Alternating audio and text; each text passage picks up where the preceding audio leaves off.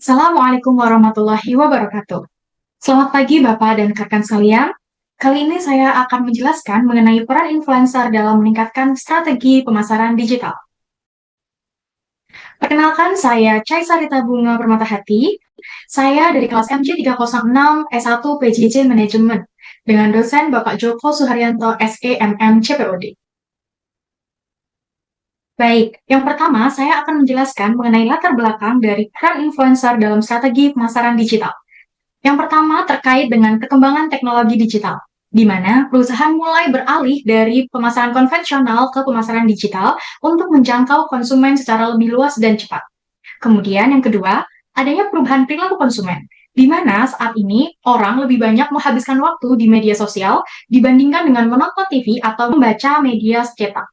Kemudian yang ketiga, adanya krisis kepercayaan pada iklan konvensional, di mana konsumen ini cenderung lebih percaya pada rekomendasi seseorang atau influencer daripada janji-janji pada iklan konvensional. Nah, seringkalinya orang-orang ini merasa terganggu dengan adanya iklan konvensional pada TV atau media yang lain. Kemudian yang keempat, adanya strategi pemasaran digital yang dinilai lebih efektif dan relevan. Influencer sebagai salah satu strategi dalam pemasaran digital mampu meningkatkan brand awareness, engagement, serta minat beli konsumen, di mana konten yang dibuat oleh influencer umumnya lebih kreatif dan sesuai dengan karakter target pasar tersebut. Nah, sebelum lebih jauh, apa itu influencer? Menurut Haryanti dan Praja, influencer adalah seseorang atau figur dalam media sosial yang memiliki jumlah pengikut yang banyak atau signifikan, dan hal yang mereka sampaikan itu dapat mempengaruhi perilaku dari para pengikutnya. Baik, setelah kita mengetahui definisi dari influencer, maka kita perlu mengetahui mengenai jenis-jenis influencer, di mana ada 4 jenis influencer yang memiliki kelebihan dan kekurangan masing-masing. Yang pertama, mega influencer, yang memiliki jumlah followers paling banyak daripada jenis-jenis lainnya, memiliki followersnya lebih dari 1 juta. Nah, kelebihannya yakni tentunya jangkauannya luas ya, kemudian cocok untuk brand global. Namun ada kekurangannya, tentunya biayanya tinggi dan juga kurang menyentuh personal dari setiap pengikutnya. Kemudian yang kedua ada makro influencer, di mana memiliki jumlah followers atau pengikut 100.000 sampai dengan 1 juta. Nah, kelebihannya kredibilitasnya juga tinggi dengan audiens yang beragam. Namun kekurangannya engagement lebih rendah dibandingkan dengan mikro. Kemudian yang ketiga, micro influencer, memiliki jumlah followers 10.000 sampai dengan 100.000, yang memiliki kelebihan lebih dekat dengan audiens, engagement lebih tinggi, tapi memiliki kekurangan jangkauan terbatas. Kemudian ada nano influencer, di mana memiliki jumlah followers paling kecil dibandingkan jenis influencer lainnya, yakni kurang dari 10.000 pengikut. Nah, tentunya memiliki kelebihan, yakni sangat personal dan cocok untuk niche market. Kemudian, nano influencer ini juga memiliki kekurangan, dampaknya terbatas, dan perlu jumlah yang banyak untuk dapat mencangkup masyarakat yang lebih luas. Oke, selanjutnya kita akan membahas mengenai peran influencer dalam pemasaran digital.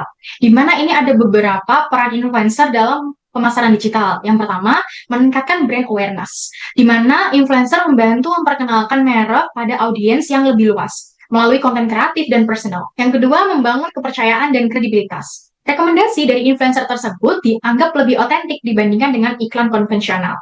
Kemudian yang ketiga, meningkatkan engagement, di mana influencer ini menciptakan interaksi yang aktif dengan audiens melalui komentar, likes, share, yang memperkuat hubungan antara brand dan konsumen. Kemudian yang selanjutnya, yakni mendorong keputusan pembelian, di mana konsumen ini cenderung mengikuti rekomendasi dari influencer tersebut karena adanya rasa kedekatan antara si pengikut dan juga influencer tersebut.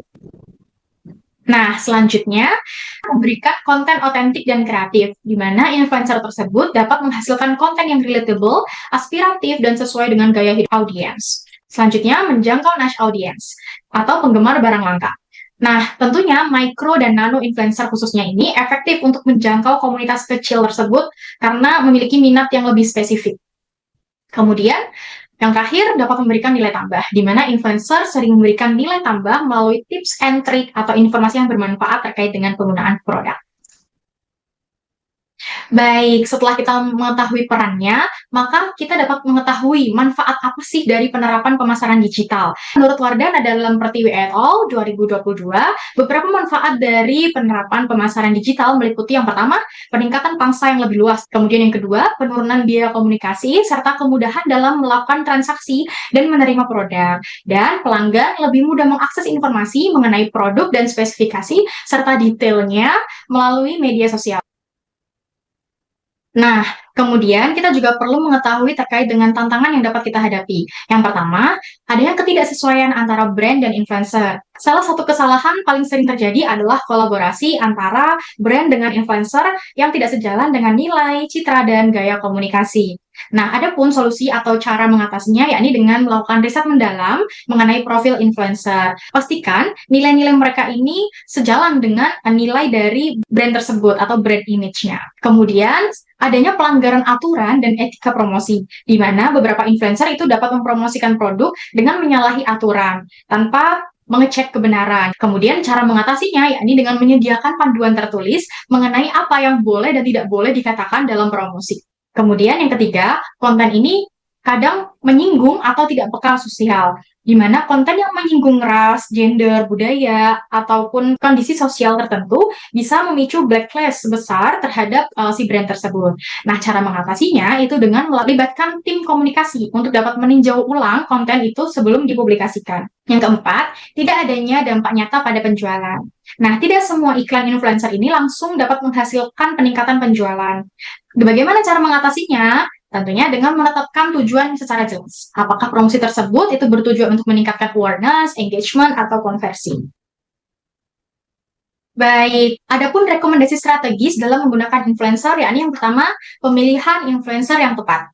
Merek harus memilih influencer yang sesuai dengan nilai dan citra merek mereka, serta memiliki audiens yang lebih relevan dengan target pasar mereka.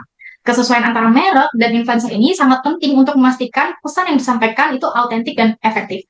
Kemudian yang kedua, kerjasama yang terencana, di mana promosi dengan influencer ini harus direncanakan dengan baik, termasuk menetapkan tujuan yang jelas, menyusun pesan utama, dan menentukan jenis konten yang akan dibuat.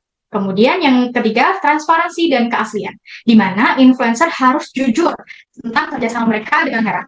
Biasanya dengan menggunakan tagar seperti hashtag iklan, hashtag edit, atau hashtag sponsored. Yang keempat, pengukuran dan evaluasi, di mana merek harus menggunakan alat analitik untuk mengukur kinerja promosi influencer, termasuk metrik seperti reach, engagement, dan conversion rate.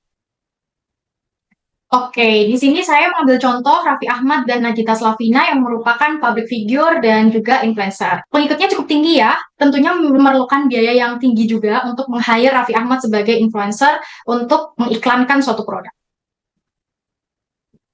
Adapun studi kasus yang saya ambil dari contoh sukses meng-hire Raffi Ahmad ini dari brand Si Cepat Express. Dari data yang saya dapatkan, Si Cepat Express ini di tahun 2020 menggandeng Raffi Ahmad sebagai public figure ternama di Indonesia sebagai brand ambassador dari Si Cepat Express tersebut menemani Mbak Empong.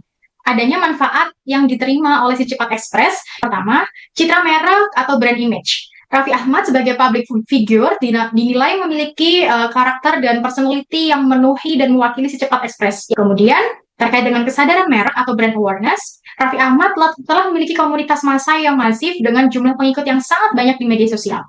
Kemitraan ini tentunya membantu meningkatkan kesadaran masyarakat akan merek Si Cepat Express. Yang ketiga, minat beli konsumen. Peningkatan citra merek dan kesadaran tersebut umumnya berkorelasi positif dengan peningkatan minat beli atau penggunaan jasa oleh konsumen. Adapun kesimpulan yang dapat kita tarik dari pemaparan tersebut, yang pertama, influencer memiliki peran penting dalam strategi pemasaran digital. Yang kedua, influencer sebagai strategi pemasaran digital tentunya dapat meningkatkan visibilitas dan kepercayaan merek. Yang ketiga, perlu perencanaan dan pemilihan influencer yang tepat agar pemasaran digital tersebut dapat lebih efektif. Berikut daftar pustaka atau sumber dari materi pemaparan saya. Demikian pemaparan saya. Terima kasih atas atensi yang telah Bapak dan rekan-rekan berikan. Mohon maaf apabila ada tutur kata yang salah dalam pengucapan maupun penyampaian.